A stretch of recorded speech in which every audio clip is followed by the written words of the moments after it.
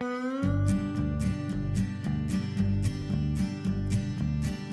help with tax, don't know what to do.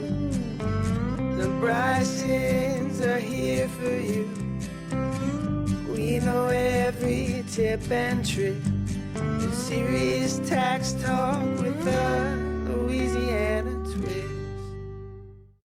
Hello, and welcome back to this month's episode of Talkin Tax.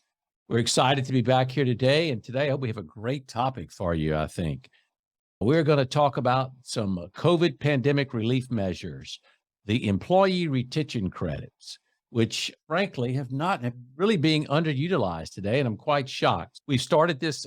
Confusing to say the least. Yes.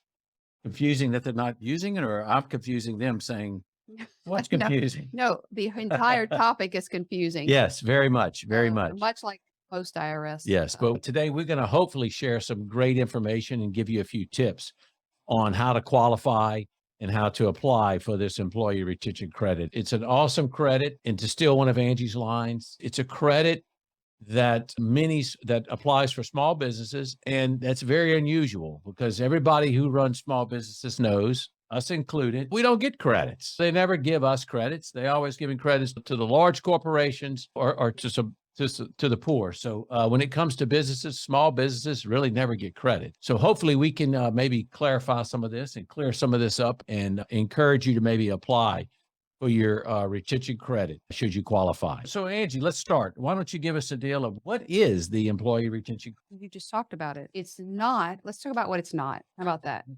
Okay. So I think the myth that's been swirling around is that it's like the PPP, which is the Paycheck Protection Program, which was early on in COVID, where basically you applied and you got, essentially it was forgiven. So it was a grant. So it's not PPP. It's not a grant. It's not a loan. You don't have to pay it back. So it's not like the disaster loan that was part of the early COVID stuff as well. Like you said it in the intro, it's a credit. So essentially you are given credit for in the way of a refund. You're applying for and claiming a credit based upon your behavior, which is being rewarded essentially by the IRS for retaining your employees and paying them during 2020 and 21, whenever everything was just crazy, rocky, and you had no idea. As an employer, we didn't know what was going to happen next, right? Nope, nobody. So you kept your people, you kept your employees in place, and you paid them throughout that time frame. And in a time whenever you were not sure what was going to happen to your business, so you're essentially claiming a credit on your payroll tax returns. Yes. Long explanation. So yeah. It was Sorry. That was kind of long, actually. Sorry, And not to be overly complicated, but And also, I probably should apologize. I think I was supposed to introduce us in the very beginning there. I'm Kerry Bryson, for those of you that don't know, and this is Angie Bryson, my wife and law partner, and the boss. So we're here today, and I probably should have said that in the beginning. I'm sorry about that, but yeah. So I'd like to add too about the credit too. We should point out that it was, as Angie said, it was to reward or to compensate employer, to the employers for retaining their employees during the pandemic. But it applies to 6 quarters. So it applies to, the credit is for qualified wages paid by qualified employers for the last 3 quarters of 20 and the first 3 quarters of 21. So those are the quarters we're going to be speaking of today. It'll be the 6 quarters there when the ERC, the Employee Retention Credit, applies to those quarters. And I should add too, we're not going to talk much about it today because it's a little off, but it is part of the credit. It's not one that's being talked about, is that there is another function it's basically the Recovery Startup Business Credit. And that's for businesses who started during COVID and actually had employees. That's only going to apply for the last 2 quarters of 21, the way it's kind of works out. But that's a credit that you can also get based on some wages. Of course, you had to have employees. Same deal, but it's a little different. The calculation's a little different. So how did you become eligible? I guess we need to start with that. Who qualifies for this credit and how do they become eligible? Didn't the IRS basically say that they estimated 80% of small businesses or people with employees would qualify or could benefit from this. Yes. Isn't that what we read? Yes. Yeah. If you have a business with employees that operated essentially during 2019 or really 2020 and 2021, you should look at this. Yeah. Okay. So I think some of the confusion came about when the act was first passed. Yeah. They were exclusive. You could do one or the other. They wouldn't let you do both. And I had One or the other what? one. You could do the PPP, Right. Yeah. or you could do the employee retention credit. And I had several clients that we'd go through the analysis, and the PPP was really better. That was instant money. Yeah, it was instant. It was just better for a lot of reasons, and it was quicker, and it was a forgivable loan. And the employee retention credit is more of a refund that you had to apply for, and then it eventually comes. So it wasn't quick. And at the time, everybody was shut down, and so everybody went PPP. Yeah. And so everybody forgot about this employee retention credit because it wasn't available, because you were excluded because everybody did the PPP. Right. Then Congress finally, they changed it, they amended it without a lot of fanfare, I would say, I think. And they said, well, you could do both, but they really didn't modify the complicated. They really still haven't modified that, but it's still pretty complicated. But the tests were there. So then they actually modified it again in 2021 and toward the end of 2021. And now it's an easier test. So that's why it's becoming popular now. You may start seeing ads, and some national companies, of course, are going to start jumping in and doing this. And people are it's already there. Yeah. They're going to start doing it and competing, and it's going to be this because it's now an easier test. So Relax. even if before you were told you didn't qualify, you may want to check it again because you may qualify now. Based on what we're about to talk about. Yeah, under the different tests. And frankly, I've had CPAs that have said some people didn't qualify and they did qualify because of the test we'll get into. So do you want to talk about it? You want me to talk about it? I think you've got all your notes here, so I'll correct you when it's appropriate. Oh, okay. Oh. Okay, so throw back to law school here, yes. everyone. So I'll tell you, I'll do the first one, which I think is the easiest one, and then you can do the last two. How about that? Okay, so I think I like to, in my limited brain, to divide it into three tests or three ways to qualify. The first way is the revenue reduction. Okay, it's straightforward, very objective. So you look at your numbers, and it's based on an income reduction. In 2020, if you had a 50% reduction of income as compared to the same quarter in 2019, then you qualify. In 2021, it's a 20% reduction of income compared to the same quarter in 2019. So it's a little bit easier in 2021. There's some other alternative look backs and things you could get into if you don't qualify, but let's just leave it for that one. The simple one is revenue reduction. If you qualify for that, yeah, that's simple. That's easy. There's really not a lot of subjective element there for you to consider. It's very based on the numbers so you qualify of your for gross what? income. Right. Qualify for the credit. And the credit, right, I guess we should say, the credit is you could get up to $5,000 per employee for 2020. For either of the quarters, but you get up to $5,000 for the whole year, but you could qualify for any of those quarters. So if you have one quarter with a 50% reduction, then you basically get the $5,000 per employee. And we could talk about what an employee is. They have to have not 1099 workers. It has to be a W-2 worker. In 2021, it's the 20% reduction, but it goes by quarter, and you can get up to $7,000 per employee per quarter. So the 3 quarters of 2021 can bring you $21,000 of a credit, and the 2020 can get you the $5,000. So it's up to, you'll hear people say it's up to $26,000 per employee. That's if you qualify for all the every quarters. Quarter, right? For all the quarters of 2021, and then for one of the quarters in 20 or two, however many it takes to get you to the 5. But those amounts are the same regardless of how you qualify. Correct. So it doesn't matter what test you use. We're going to get into the other tests. Right. The other 2 tests. There's 3 tests to qualify. It doesn't matter. They all bring you the same credit. You get the credit, but that is the credit. So it's pretty substantial. That's the max you can get.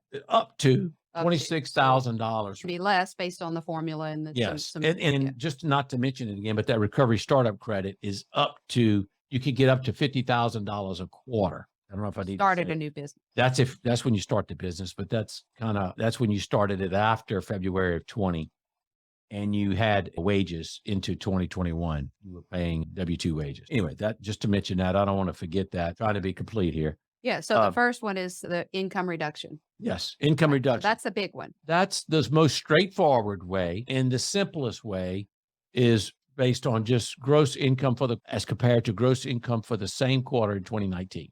That's the Yeah. most simplest way. Yeah, that's the one that everyone's aware of. You could look at that one and see relatively easy, relatively quick. The second way you want to talk about with me, this is the supply chain disruption. I guess Yeah, we no, can it's talk fine. about that Yeah, because that's kind of where it gets a little very subjective, I would say. Go ahead. it's a little more gray, right? So I mean, a lot of the way that I understand it is, so the government issued orders of shutdown orders and reduction in business hours. And if you just step back from that, a lot of people did not, and you can tell me if the conversations you're having with clients that are the same as mine, but a lot of businesses did not suffer like a 50% income reduction, or they haven't realized their income reduction until pretty much now. But the way they conducted business and the things that they did, their customers did, and their suppliers did, and their vendors did, really impacted their operations. And Yes.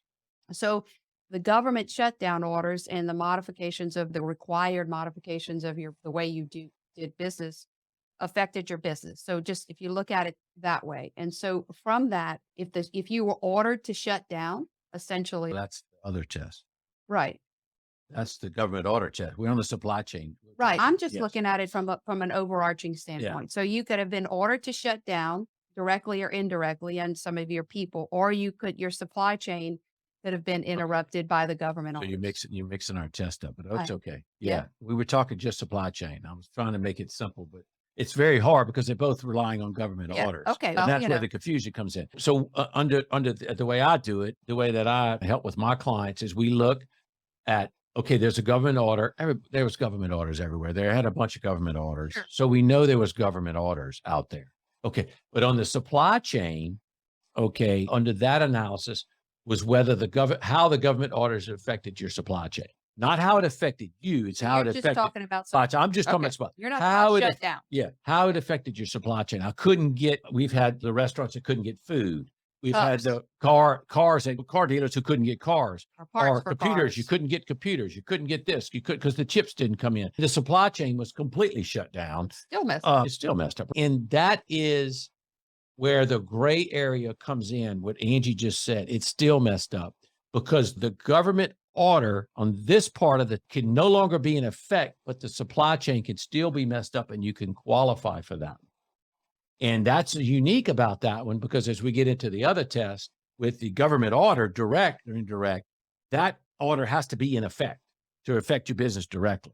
But this one is a supply chain one, which means it could even be over, but I'm still having supply chain issues, which a lot of people still are having supply. We saw in that quarter. Yeah. Right. Or now it's over, but people still had it. So they can qualify for this test. It's a bit gray, which means lawyers absolutely love it and CPAs don't. So you just get that. CPAs don't really like this test because it's gray. And of course, lawyers, this is where we live. This is where we live and where we like to live, actually. So anyway, so that's the supply chain. So it's when your vendors, thing coming from your supply chain, is affected by it, and it can be indirect or direct. And it has to be, I want to talk about a little bit about the 10% disruption or effect to your business. That doesn't mean that it's a 10% loss of income. So you need to back up because yes, because we gave the 10%. It has to nominally affect more than 10%. Right. Okay. But that 10% is not based solely on income. Now, if your income is down 10%, then you're getting back into the black and white. I got of course it affected. Look at my numbers. I'm down 10%. To prove it. Yeah. Very an objective way to prove that you had the nominal impact, the required 10% impact on your business. But there's other ways to get it, and it's not solely based on income. It just could have affected your operations more, and you had to do other things. You could have done other things to recover the income, but the way you normally operated was completely changed, and you had to do things. So that's why the government said, or Congress said, it's not just income. If you were affected by this, we want you to get and that's the whole purpose of it. If you think about it for me, I have to always examine the why. Like, why is this a good thing? Because your employees, the people you were paying 100% of their wages to, could have been operating, functioning at a 20% capacity or 20% below 100%. So if they're functioning at 80% and you're paying them 100% of their wages, then you're missing that as a Well, company. the reason you're talking about that is because that's what happened to Bryson Law Firm. Oh, We yeah. couldn't get spun up on our computers. We couldn't do Our server was certain down. things. Our Everything server was down, or we had 1 or 2 employees who couldn't get their computers up, and they sat there for 4 days. But Of course, and everybody's trying to do the right thing. The employers are all sure, strong. We pay right. the people. Well, they're not doing anything. Wasn't their fault. Wasn't their fault, yeah, but they're not able to work. So Policy behind it makes right. sense. That was the right. That was the whole purpose. So that's the supply chain disruption, which I think is the most confusing one. Maybe that's why I jumped into it, because I wanted to get it over with. I was like, yeah. I want to get this over with because I got it. You jumped right into the mud. Yes. Yeah. I like to go there. Okay. To stay there. Okay. Yeah. Let's recap. So you've got the business income reduction, right? Now you've got the supply chain disruption Correct. one, and then the third one. It's Yeah. the one that you alluded to, that you started talking about. Yeah, they The just government straight up order. shut you down. Yeah, when the government shut you down and directly. Now, are they shut down your customers? Are they shut? It affected you that way. It doesn't have to be direct. Your business was shut Right. down. Your customers or your people were shut You down. down directly or indirectly. Shut you down which was indirectly. pretty or much indirectly. everybody. You know, Think of about course. it. And it could be partially too. Yeah. Like the curfew, you can't come out. You can't be out from 9 to 3 is your curfew. Your business hours were 7 to 5 or whatever. You had several hours there. You couldn't open. You couldn't operate. Yeah. So you couldn't. Or the easy one. An easy example is the restaurants had to have drive-throughs. They couldn't do in room dining. So that was a need. That's a partial shutdown. And once again, some of those restaurants may have made the same amount of money. So it wasn't an income based. It was more an I like to look at it as operationally based. It affected you 10% of the way that you would normally operate. Let's don't look at the number. Now, if you got the money, if you got the 10% loss That helps. of income, then it's an objective way to, obviously, if this ever comes to fruition, that you explaining why you took the credit. That's why it's an objective way to show it. But still, even it's not required. I think just showing that your business was impacted operationally by 10% is enough to qualify for that. So that's the government. But the point I would make, the distinction between these two under these government orders, is the government order, when that credit ended, when the government order ceased. And they all ceased in 2020, 2021. Louisiana, I think we were ahead. Maybe some we weren't. All the states were different. So it depends on where you are and what you and some of the local governments were different. I know New Orleans had longer. They still have some. They had a longer period where they may have had some longer orders that would be shut down. So if you get supplies out of New Orleans, your food comes from New Orleans and you're in Lafayette, then your supply chain disruption may qualify you that, and you're affected by that supply chain. It's going to be an interesting, how it comes out. Sort out the next 3 years. I agree. So let's bring it home. For us, we still have a total disruption of the way we do business because the IRS shut down, went home. No one was working. You call the IRS or to try to get some work done for a client, and nobody even answers the phone. So, I mean, that government shut down, that order, that didn't indirectly affect us. It directly. Should we jump in just to the next podcast, which is going to be these 87,000 employees they're about to hire? I think that's for another day. What everybody wants to talk about, I think, right now. Armed and dangerous. Yeah, armed. Oh, yeah. We got to remember the ad. Armed and the ability to shoot a weapon. So a fire weapon. Yeah. Okay. So that's that'll be the next. I'll save that one for the next one. No, I really think the next one should be the Taxpayer Bill of Rights, in light of them. Put those two together. In light of them hiring 87,000 new IRS employees. I don't even know if people know there's a taxpayer bill of rights. I doubt it. I don't think. I'm not too sure many IRS employees know there's a Taxpayer Bill of Rights. How about that? Yeah. So anyway, let's get back to the credit. I think we've covered how much it is, the ways to qualify. All right. I'm out there and I'm like, wow, I think I qualify for that. How do I do it? What do I do? What are the mechanics? Yep. What do you do? It's pretty simple, right? You determine whether, I really think to determine whether you qualify, you have to go through each quarter. You've got to have your books. So you want to go on the income factor if you can, because that's just straightforward, right? If you've got the income, the 50%, the 20%, why would you not? And then you do the analysis on the supply chain stuff. But the mechanics of it, once you decide, okay, I'm ready to do this, you basically have to amend your payroll tax returns, your 941 Got to tax file a returns for each 941 quarter. X. 941X, yes. Yeah. And to do that it's not That's how you super do it. complicated. You just have to get it done. So are you just trying to not say the obvious? So just call Bryson Law Firm and we'll take care of it. Is that what you want to say? I think the kicker is maximizing your qualifications. So if you Yeah. qualify for income in one, but you don't in others or two or whatever, don't stop. Don't stop there. Go to that next level, step into the gray, and do the analysis based on some pretty good factors that you can look at and qualify. Yeah. I mean, Oh, you're very, essentially very good point. Because I had a client the other day that we worked on, and it was so funny because he had 2 quarters that we got to use the government order Right. deal. Then Shut he down. had 2 quarters of the income reduction that we Right. got to use, and then we had 2 quarters of the supply chain disruption. So you that we did got to- everything. So we used them You- all in you one were the client. shotgun I approach. used every one yeah, we had to use every one, but he got the full credit, Yeah. and he got them for all the quarters. Of course, he Right. was happy too. But There's no reason. One of the objections we got in conversation with another lawyer the other day, well, I don't want a government handout.